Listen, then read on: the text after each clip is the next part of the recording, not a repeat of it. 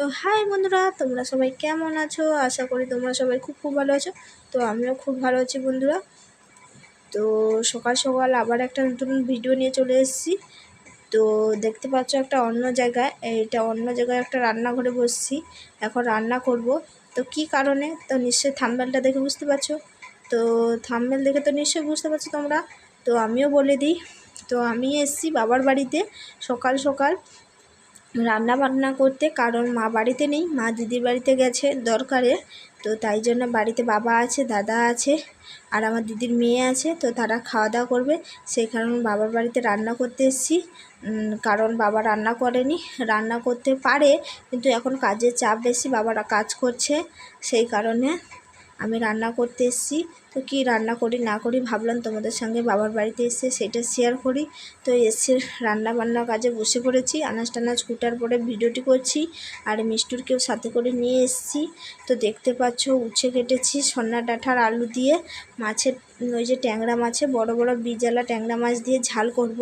তো আমার বাবা তিতা ছাড়া খেতে পারে না, সেই কারণে উচ্ছে দিয়ে, কম পাকা পাকা উচ্ছে 3টে ছিল, সেটা দিয়ে ঝাল মতন করব।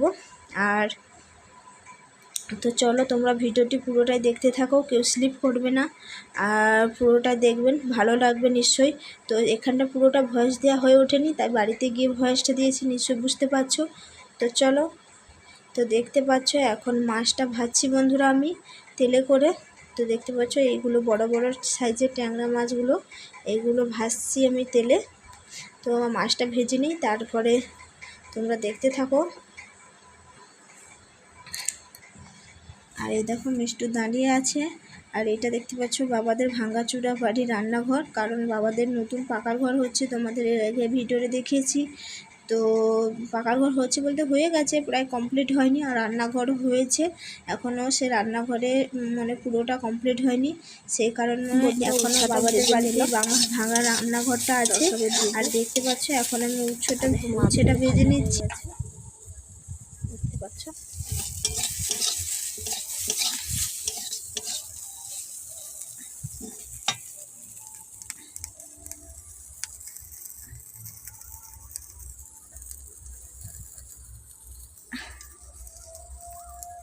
এখন তরকারিটা তুলছি, 5 ফোড়ন আর শুকনো লঙ্কা পেঁয়াজ দিয়েছি।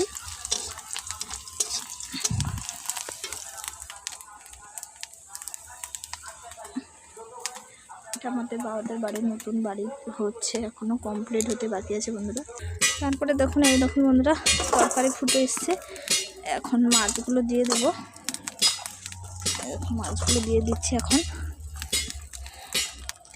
তো এইগুলো করার পরে এখনও আরও গোয়াল কাটবো, অনেক কাজ আছে বন্ধুরা। মাছগুলো দিয়ে দিচ্ছে, তরকারি ফুটে আসতে মাছ আর উচ্ছেগুলো দিয়ে দেবো বন্ধুরা।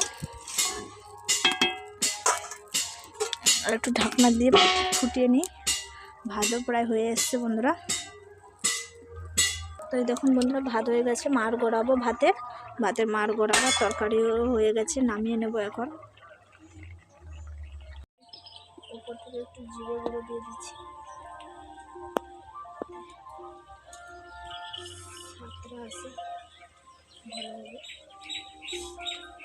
পরে দেখতে পেলে বন্ধুরা তরকারিটা নামিয়ে তরকারি একটু ভেজে গুঁড়ো করে রাখা জিরে গুঁড়োটা একটু দিয়ে দিলাম, যাতে তরকারিটা একটু সুস্বাদু লাগে। আর আমার দিদির মেয়ে ক্যামেরাটা মানে মোবাইলটা ধরেছে, আর আমি এখন ভাতের মাড় গড়াচ্ছি। আর মিষ্টির শরীরটা ভালো না, কাল রাতে জ্বর এসেছিলো, তাই জ্ঞান জ্ঞান করছে। আর তারপরে এই দেখো ভাতের মাড় গড়ার পরে উনুনে গরুর জাবা সিদ্ধটা বসিয়ে দিয়েছি। আর মিষ্টু খুবই কান্নাকাটি করছে, জল টল ঘেটেছিল, আর একটু মাছ খেয়েছিল, গলায় কাটা লেগে গেছে, সেই জন্য কান্নাকাটি করছে। তো তারপরে আমি খাবার দাবার সব এখানটা নিয়ে চলে এসেছি ঘরে রান্নাঘর থেকে। আর এখন বাবা খেতে বসে গেছে। তো তারপরে এই দেখো বন্ধুরা এখন গোয়াল ঘরে চলে এসেছি, গরুর গোয়াল ঘর কাটবো। তো দেখতে পাচ্ছ ঘরে মশারি টাঙ্গা, এই কারণে খুবই মশা। তো ছাগলে এর আগে তো জানো আগের বছর সিজনে কত গরু ছাগল মারা গেছে বন্ধুরা। তো আমার বাবার বাড়িতেও অনেকগুলো ছাগল মারা গেছে, দুটো মতন ছাগল মারা গেছে, সেই কারণে মা গরু মানে গরুটা বাইরে থাকে, ছাগলটাকে মশারির ভিতর রাখে বন্ধুরা।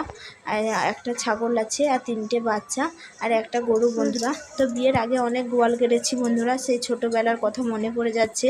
তো কার কার আমার মতন এই সিচুয়েশান হয়েছে বলবে, যে ছোটোবেলার কথা বিয়ের পরে মনে পড়ে যায়। তো বিয়ের পরে আমার শ্বশুরবাড়িতে গরু নেই, তো বাবার বাড়িতে গরু আছে, যেহেতু কাছের পরে সেই জন্য এসছি গোয়াল কাটতে।